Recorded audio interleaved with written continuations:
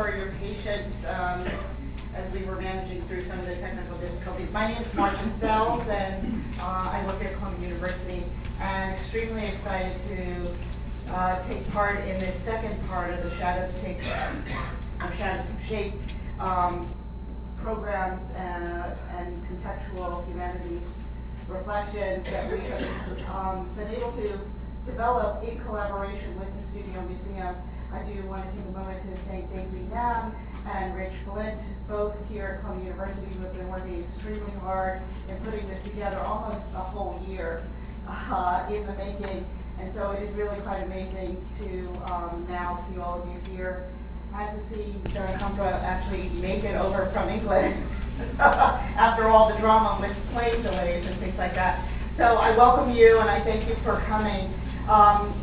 One thing I do want to note, since Stuart Hall did pass away, right as this amazing organization that he helped to build in Birmingham University, the Center for Contemporary Cultural Studies, which would have been celebrating its 50th anniversary, we do have some scholars who would like to make some brief remarks, just noting this before we see the film. And first we will hear from Columbia's own Marcellus Blount, who is the co-director of the Institute for Research in African American Studies here at Columbia University, and also the chair of the Pi Beta Kappa Committee.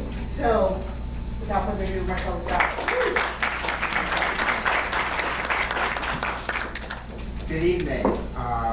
Welcome. The recent death of Stuart Hall marks the passing of a great man, one whose activism and scholarship transformed the Academy both here and abroad. This Jamaican-born British scholar is often referred to as the godfather of multiculturalism. That formulation wants contextualization. While multiculturalism both promoted and masked social diversity, Stuart Hall's scholarly and institutional work insisted upon a radical politics of liberation, not merely diversity and integration.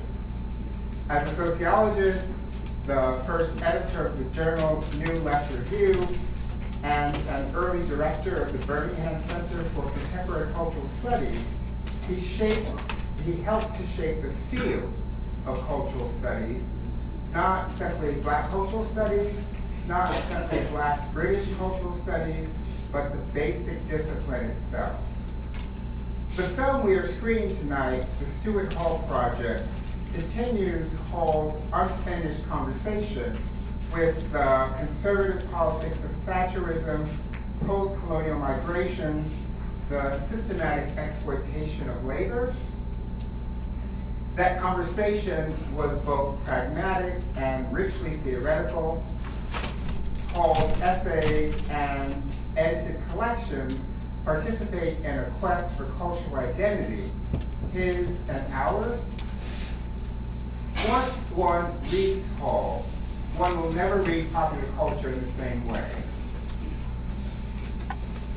Such works as Hall's culture, media, language, and critical dialogues in cultural studies are required reading for anyone interested in the relationship between culture and society.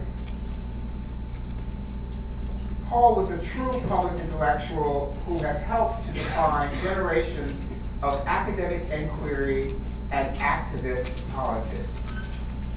His life and work are wonderfully captured in this film.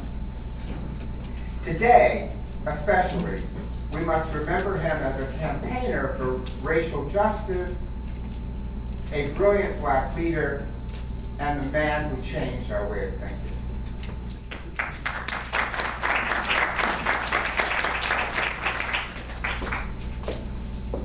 Thank you. And next, we will hear from Naima Glover from Barnard College. Department of French.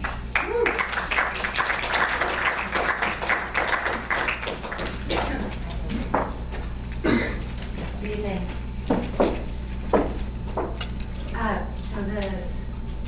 Just going to speak briefly about the, on behalf of the Barnard Africana Studies Department and French departments, about the Stuart Hall that I know say, that is to say, as a scholar.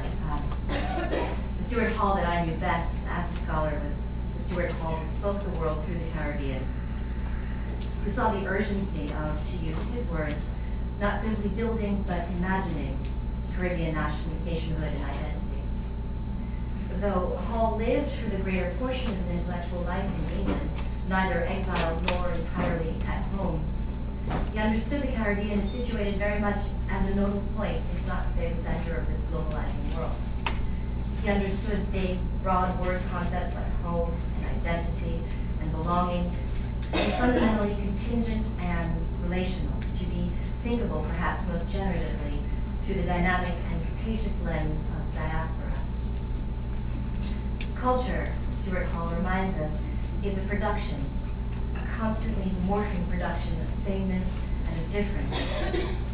The question for him is how to negotiate, not lie, not fear, not ignore our perceived cultural differences, how to have conversations rooted in the past and aiming always toward a conceivably more generous future. How do we come to comfort in a modernity unsettled by so many and such vast dislocations? How do we abandon destructive illusions of redemptive return, myths of continuity and authenticity and cultural recovery that are embedded, yes, in the very myth of diaspora? How do we embrace not at homeness, where there is no traceable origin left, as he said? Profoundly progressive and committed at once in his politics and his scholarship, Stuart Hall was a sighted, not a blind optimist about this world we share, this world that has benefited so greatly from his presence in it. And I'm honored and moved to be here with you on this occasion and to speak these few words of gratitude to Stuart Hall on behalf of myself and on behalf of the Department of African Studies at College.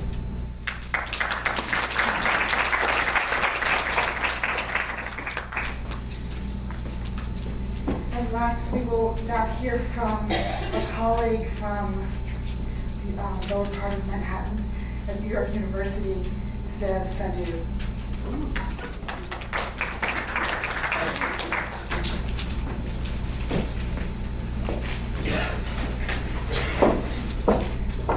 Talking was always really important to Stuart Hall.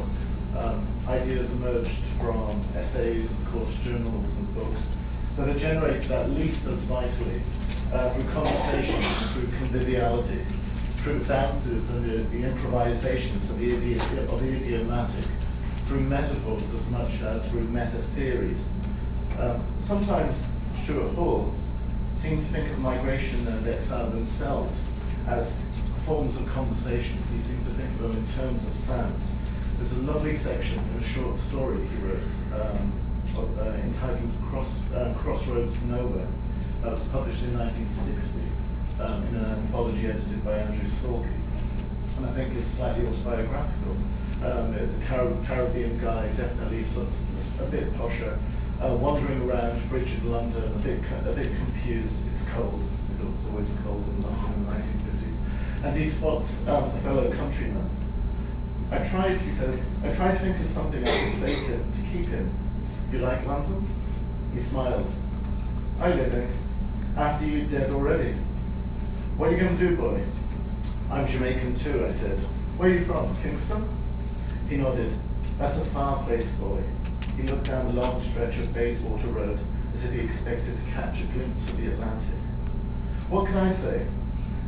But I hadn't heard words slip off the tongue like a cascade of minted pennies for months. That we should go somewhere and talk, that we had something to say. Out of 1,000 mocking murmurs in 1,000 foreign tongues, here's had caught my ear, as the single call of a fisherman across the harbour brings the pasteboard canoes dancing and jigging together from the darkness. The when and the why of him, and that we were not strangers, might have filled 1,000 fictions. Exile gave a strange singularity to our meeting. The wind caught at these half-formed questions, and the shrug of his narrow shoulders helps me to silence.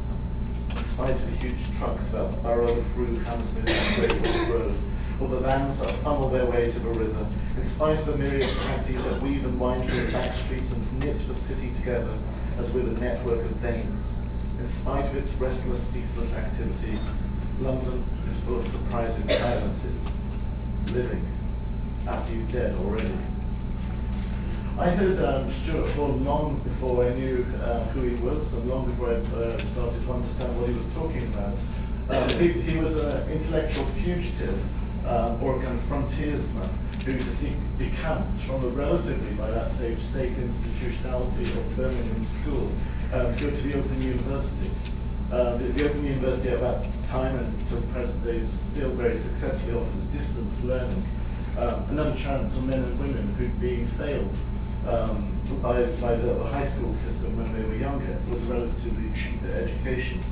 The Open University being set up by Michael Young, who co-wrote the 1945 Labour Manifesto that became the foundational text of the British welfare state. It was, and it continues to be, one of the most successful experiments in democratization and pluralization of the post-war theory. Then it seems absolutely right. This commitment to culture, not as cultural texts necessarily as cultural artifacts, but something kind of living, vibrant, that Stuart Hall would take there, but it was much less known or exploited by academics.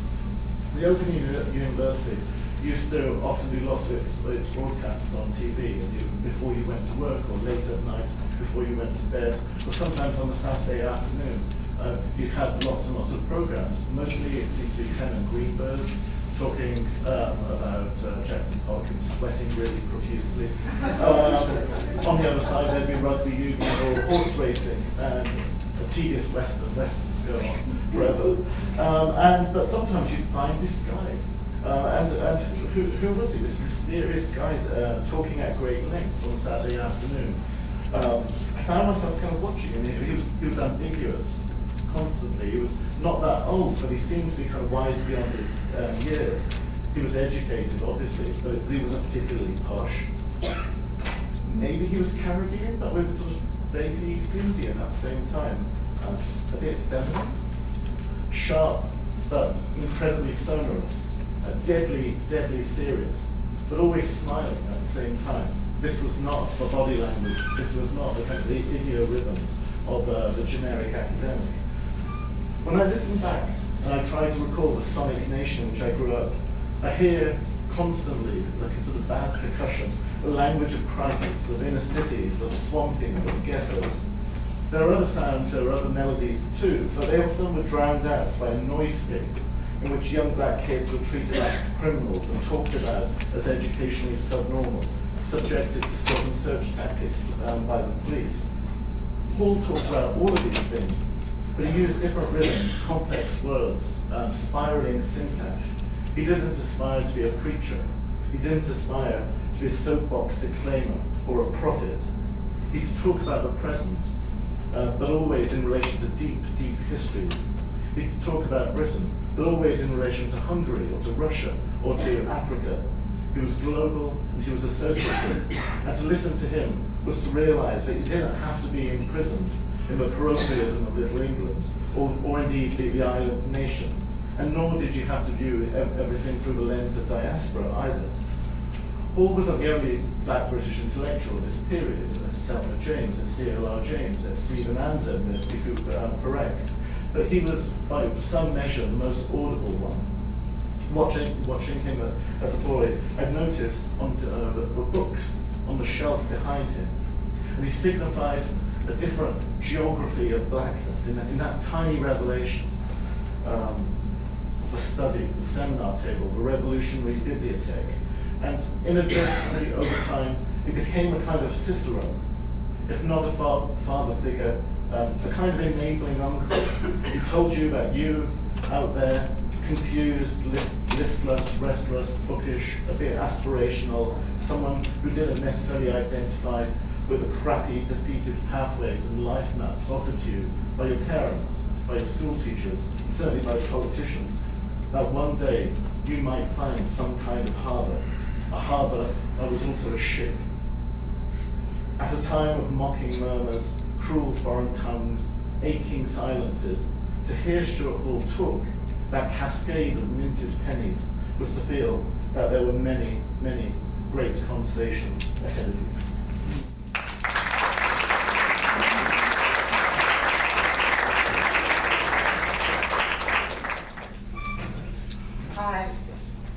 Thank you so much. I want to bring up our panelists. And first, just another round of applause, I think, for the film by Mr. Akomfrah.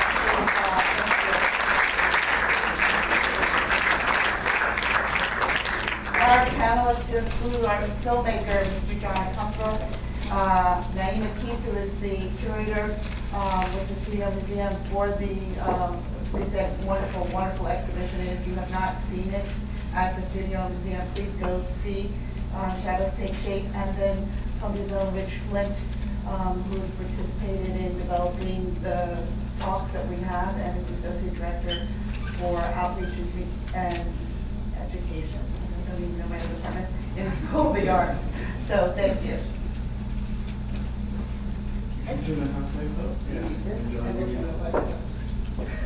Hi, John. How are you?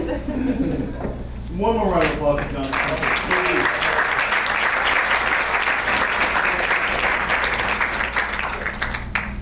So, what actually brought Rich and I together was a conversation around the Shadows of Shape, an exhibition, as was mentioned, around Afrofuturism.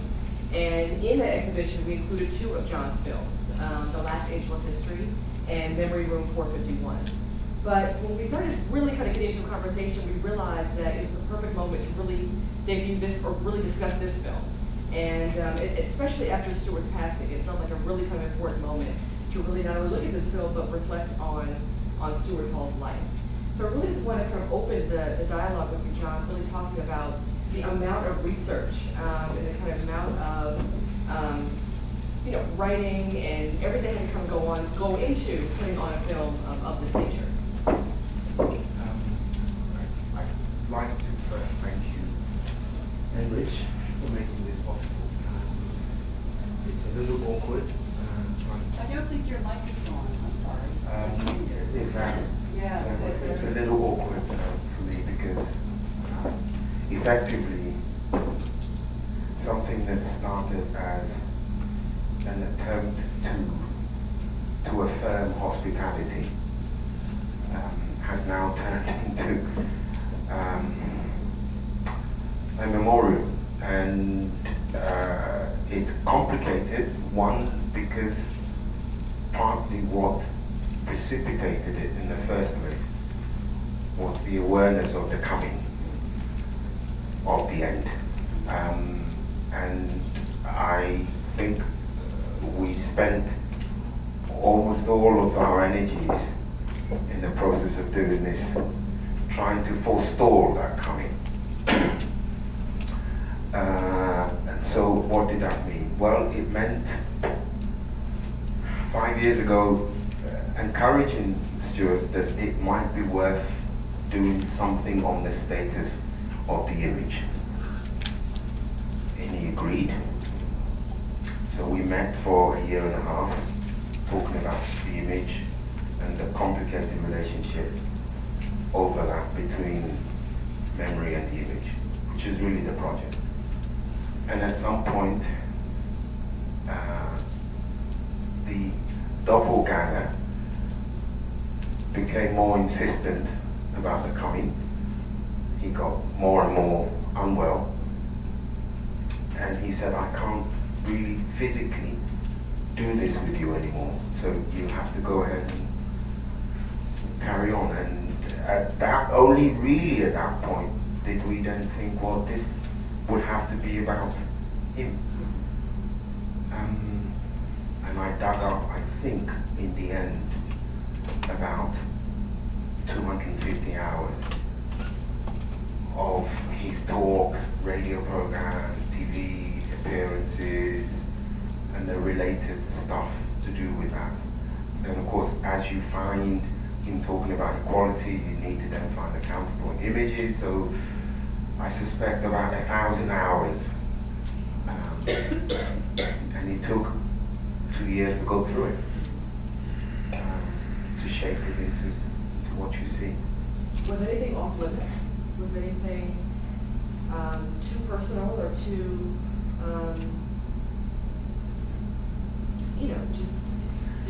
was he hesitant to kind of go in any one direction? Sorry, I'm going to say none of them. No, absolutely No, I mean, I think the process of disengaging was done with his usual grace. You know, he said, I can't do this anymore, you have to go ahead and do it, and that was that. The only thing that I remember us disagreeing about actually wasn't for this, but for the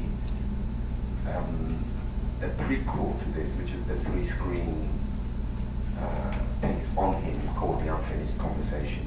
We did that first for the gallery, and I remember I wanted to use a photograph of a relative, and he said, no, you can't use that. He gave me the reasons, and they were good ones. Because I was going to use the image to speak a certain kind of colonial anomie, and he felt that was unfair, so we withdrew it. But that was the only thing he said. You can't speak that.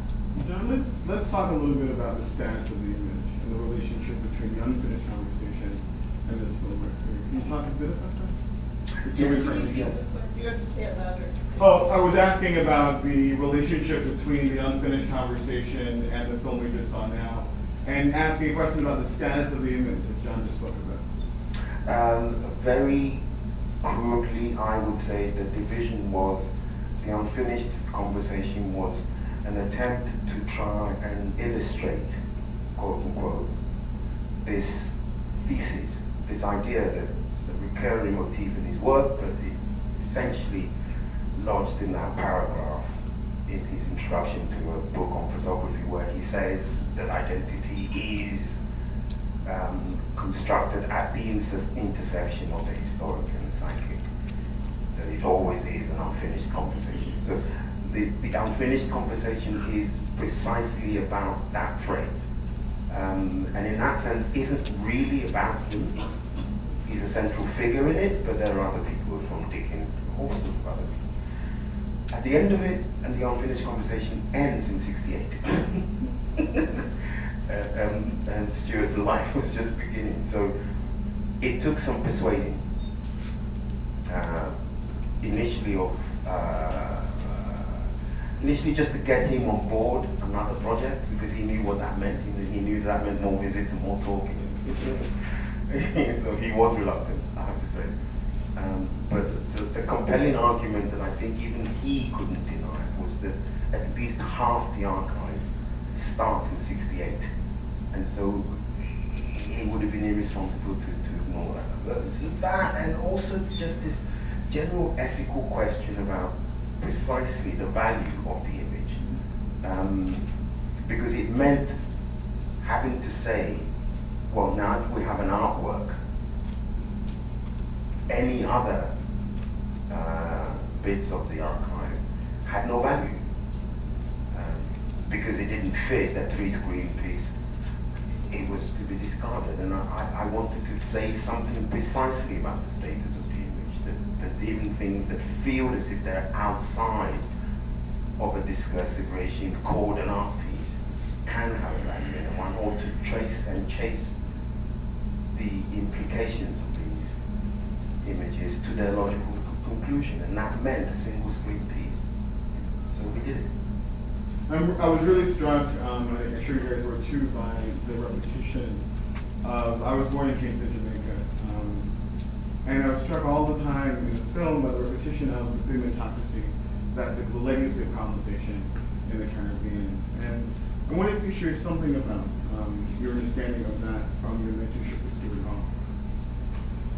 Hall. Well, let me add this now. What I'm asking is, like, there's a rupture and dislocation that comes along as part of the Caribbean experience, which really is a modern experience, right?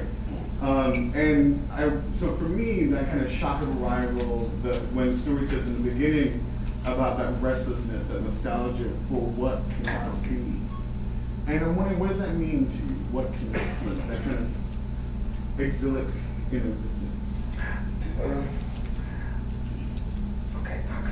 Two things. The first time I go to the Caribbean is in the early 80s. And I'm working with Isaac Julian. We're producing a film of his. And it's clear to me the minute I land that there is a certain hierarchy shall we say?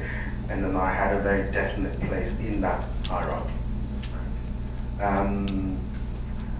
The realization of that was painful, but at the same time, it always sat next to another realization, which is just how extraordinary this place was. This space which is capable of producing C.L.R. James and Stuart Hall, just a range of people. You watch 100 meters final and like 6 of the most like brilliant athletes in the world are from this place. And you think, how the fuck is that possible? So a certain awe has always sat very clearly with that terror of that place. And I think Stuart's own relationship with that place was marked by that split. So the nostalgia of what cannot be is also about the impossibility of overturning certain discontents of that place into something valuable. I mean, he lived most of his adult life outside of the Caribbean, and yet I don't think he ever stopped being a figure of that place. Absolutely. This idea of getting out from James to Nina Gopaul, the need that somehow these figures who were part of the Atlantic world needed to be in the metropole somehow, yes, to realize that full potential. I mean, he didn't, it's probably the only time Nina Gopaul and Hall ever agreed on anything else. They were at the same university, same year, hated each other. But I think, Vidya's Enigma of Arrival tells you something about what Stuart was trying to say in that conversation, in that beginning. The arrival is always enigmatic. It's almost certainly never quite complete. Speaking of the beginning, I was particularly struck by the importance of music, to not only Stuart Hall, but also to this film. And I really want you to speak to that, because it's interesting how you use Miles Davis as a way to kind of take us chronologically through Stuart Hall's life. So just kind of talking about the role that music played in terms of temporality, and again, in terms of that first line, in terms of Stuart Hall talking about really, Miles Davis touching his soul. It was such a moving, moment to kind of enter Stuart Hall's life. So I really would love for you to talk more about that. Well, I mean, every time I've spoken about Stuart, I've said that he was a kind of rock star for my generation. I mean, those of us who grew up in the 70s who had to, as Dev so eloquently put it, learn who we were by a charismatic example of this figure. He's a sort of rock star. And when you learn in the course of knowing him, the music played a major role in his life.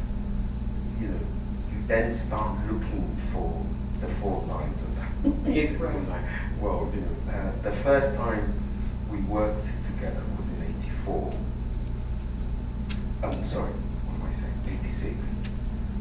Summer of '85, we shot Handsworth Songs, and I called him because I thought we were in trouble and needed some wise heads, and he came. He didn't know who the hell we were.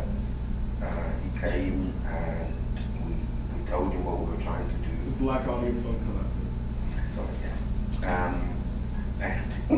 it's like a classic Stuart thing. He said, of course you know you're going to fail, don't you? And then he quickly added, but the failure is important in the process of and it was a kind of failure, heroic one, I think. But the first thing we spoke about was the sonic component. And I think when he started to understand that this was something important to us, he relaxed a bit. So I knew from then on, really, that music was an important feature in his life. And so he's speaking, and you go to see him, there's always jazz on, usually Coltrane or Miles. I mean, it's not true that he only liked Miles, that's a conceit of the So he loved Coltrane's March. But when I heard, him say that in that radio program, immediately there was a narrative. This is what we're going to do. Because in a way, they're both kind of similar. They do the same kind of thing, Miles and Stu.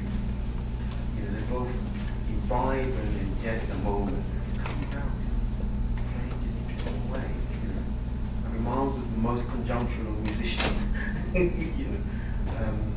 in the same way that Stuart was that sort of thinker. So it doesn't feel that strange to me to try and bring the two of them into a conversation. I just want to make sure everyone can hear. Thomas, can you hear us? So I guess I want to say something about Stuart's kind of license to take on the whole entire world. And what's stunning about the film is how the film moves between time, but also space, but also these flashpoints in modern history that are so crucial to the world we inhabit now. Why don't you give it a thought? I mean, I can, but I have a feeling people might also want to say things. No, it's true. I'm happy to try and incorporate what I want to Yeah, say. so that's a good idea. So let's open the floor for questions. Yes, sir. Going back to the introduction that Stuart gave, where he listed a number of different people in the Black British left. And I know the film's about Stuart Hall, but I was wondering if you could speak perhaps about his relationship with some of these other figures mentioned, and if that ever came up in the process of doing so, like with C.R. James, in the early period, and then his kind of relationship with Seven London, and then his fallout with Seven London, and what that represented for the Black movement in Britain. Did that ever come up? Was that a part of the conversation, or did you speak to that? No, it didn't come up. I mean, James, I wanted to get in because I knew how much Stuart admired James, and I found the film made by Mike Bibb. But it was one, awkward because I couldn't get them off there, and two, the theme of discipleship seemed to so overwhelm the piece that I couldn't get it to speak about Hall. It was really about James, and, because in the film, CLR is just this impatient old man, just slapping Stuart around. And I would have probably pursued it if I could have found the master, but I couldn't. The premise was this was the most eloquent figure of the New Left, black or white. This guy, this young man, in 1958, when they wanted to find someone to speak about this emergent movement, they chose him. Not Ralph Samuel, not E.P. Thompson, not Raymond Williams, not F.R. None of it. It's Stuart Hall. Stuart Hall was the voice of the New Left in Britain in 1958. And that seemed to me to be important. So what we didn't want to do was to then pull him into a world that he willingly enters later. For instance, the conversation with Sivananda. I mean, I thought Siva was profoundly ungenerous. But that's another story. The people who I would have liked to have included something about on the black left would have been the group around the black liberator. Colin Prescott, Alex, Ricky Cambridge, Cecil Gusman. Those in the 70s, the radicals, the friends and fellow travelers, Walter Rodney. But the thing with the archive is when you go into it and you say it's going to lead, it has historical gaps and amnesias, and that's one of them. Like the BBC is not interested in black Marxists, who want to overthrow in 1974. So that didn't exist, basically.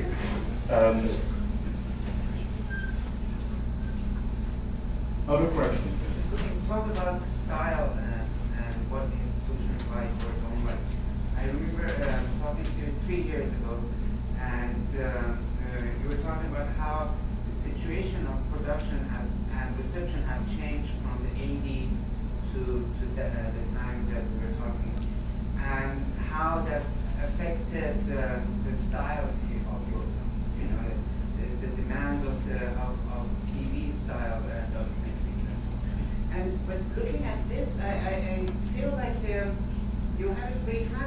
many ways. It is not, it does have a chronology, but it does take off. It does experiment. It is not linear. It works in a sense, if you like a counterpoint of music and sound and layers of sound.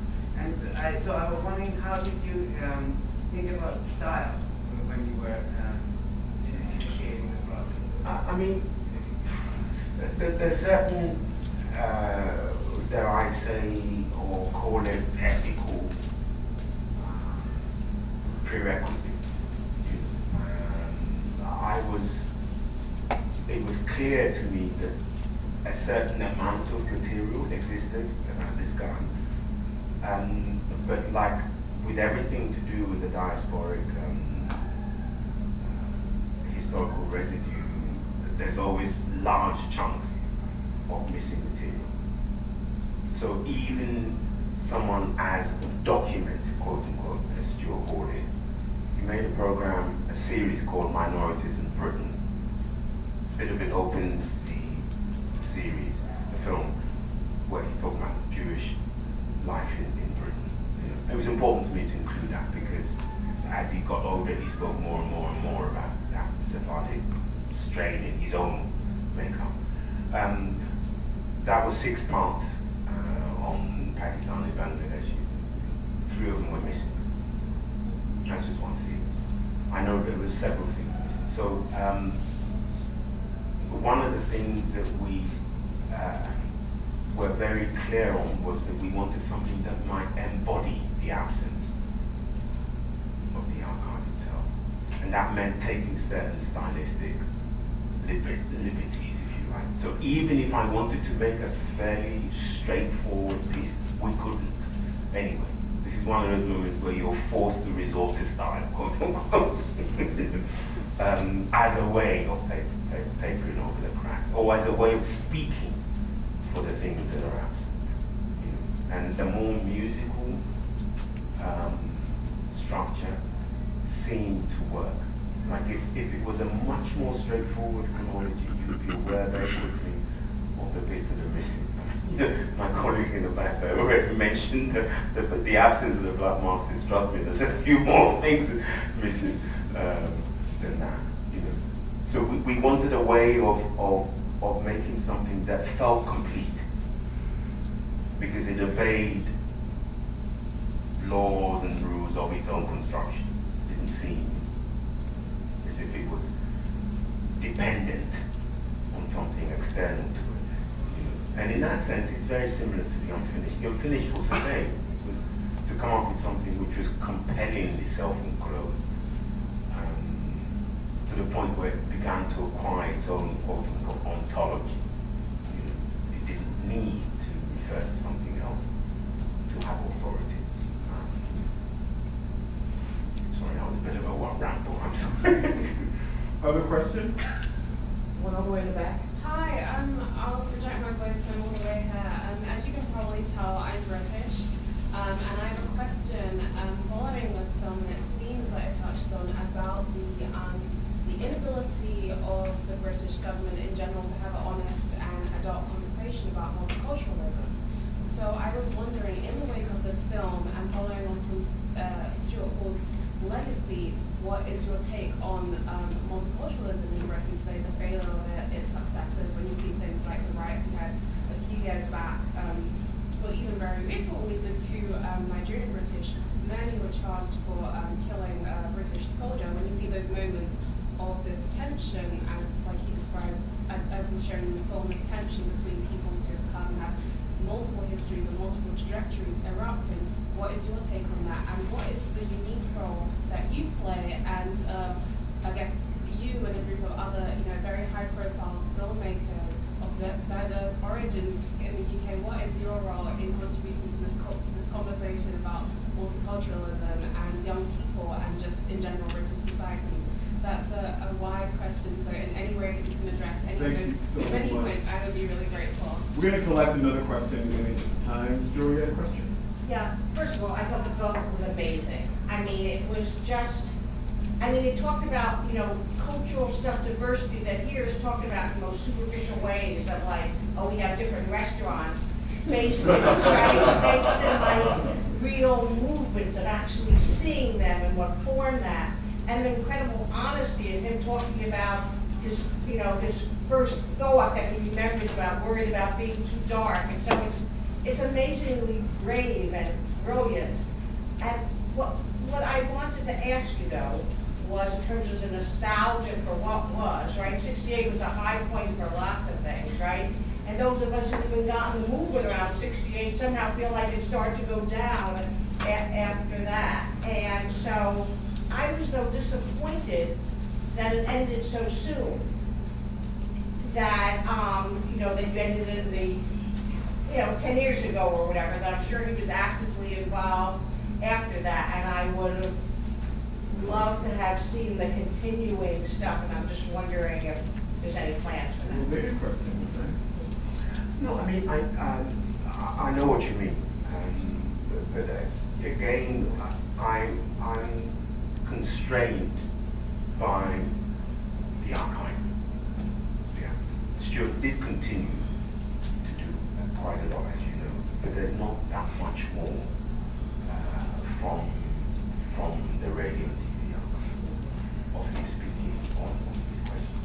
And it's interesting because it's also to do partly with the question of the language. So at the moment when he starts to make a different kind of announcement of multiculturalism, he starts to talk about multiculturalism as a drift. I mean, you know, the thing with you know, David Cameron, bless him, says multiculturalism hasn't worked, and people make these idiotic comments because they don't bother to just do the work themselves. You know, when you say something hasn't worked, it suggests that you put something in motion, passed laws, and they haven't quite been successful. Well, if you can find me one fucking law, British society passed for multiculturalism, you can have my house. There isn't one.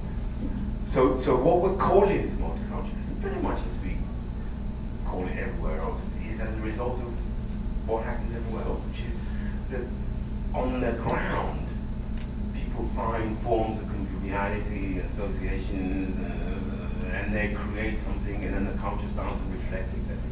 With the exception of Canada, I don't know anywhere else where laws were passed to encourage these forms of conviviality, you know, and they're largely results of working class life, largely.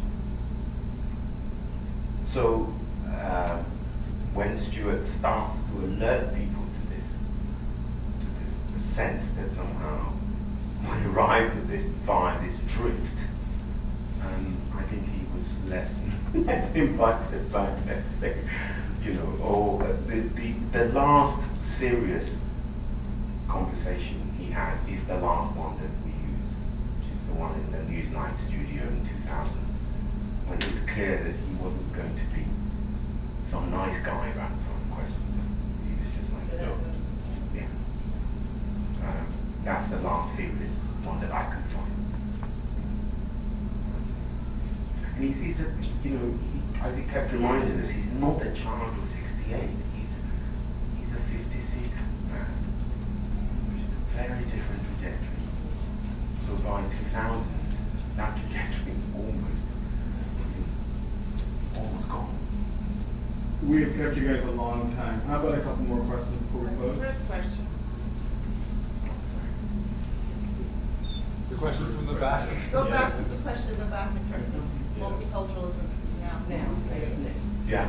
No, multiculturalism now will be, in other words, all I'm saying is I don't believe that some edict from government is what has created the space we're in. Do you know what I mean? And it's not going to be either done or undone, I don't think.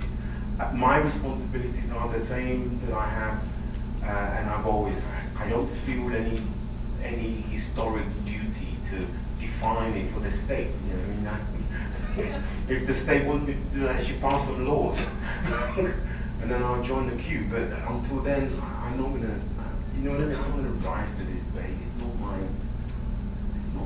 law. Do you know what I mean? It's not my calling. I'm not some social worker for multicultural. I'm a filmmaker.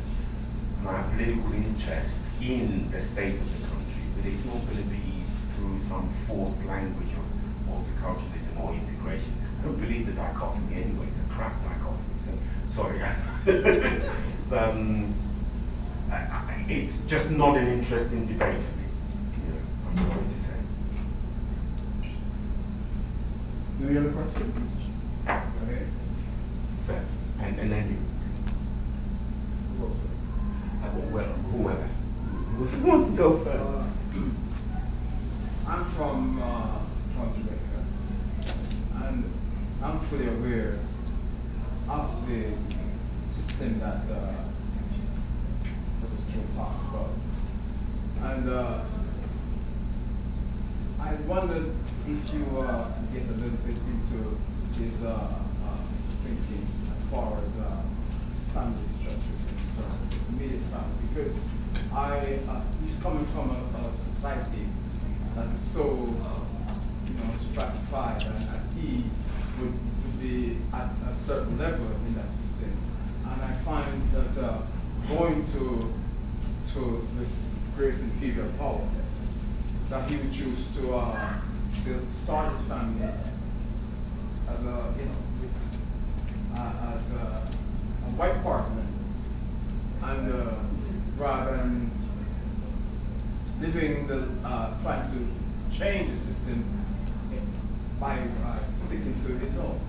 And I too don't believe in this multicultural foolishness, because in Jamaica we have a motto that they use out of many one people, and to me that is crap, right? It's there's a pecking order there, and a lot of folks are in denial that they will say some class and this and that, but the race is at the top of it, and some class makes offended.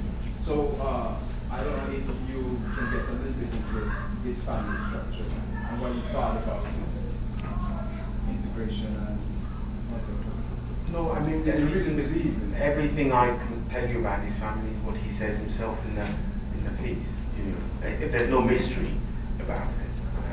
He was the darkest person in his family and faced the problems thereof. I mean, I think, you have to be a little bit understanding. Stuart Hall arrives in England in 1951. There really is no black community in England in 1951. Not in most areas of England, anyway. And he makes the choices he does about who he marries in a way that I suspect most people who came, most of them did. I don't personally have a problem with that. You know what I mean? If that's what you're asking, I don't have a problem with Stuart Hall being married to Catherine Hall. And I don't think it necessarily tells you too much about his political. Because sometimes I wonder if it's that calculated move to. Well, okay. I mean, I know. There are things I could go. Actually, Catherine, it's not weird, because it happened. Catherine helped Stuart come to terms with race. It's a paradox, but it's true. So we'll just leave it at that. The last question over here from you. I saw a film of James Baldwin in the 60s, the Caribbean Cultural Center. There's a really interesting to me, African American experience and a Black British or Caribbean experience. Like at one point, he said, I can't trace my roots, my entry to my country is a bit of a sail, and someone in the audience completely misunderstands and says, why do you think it's not worth retracing your roots?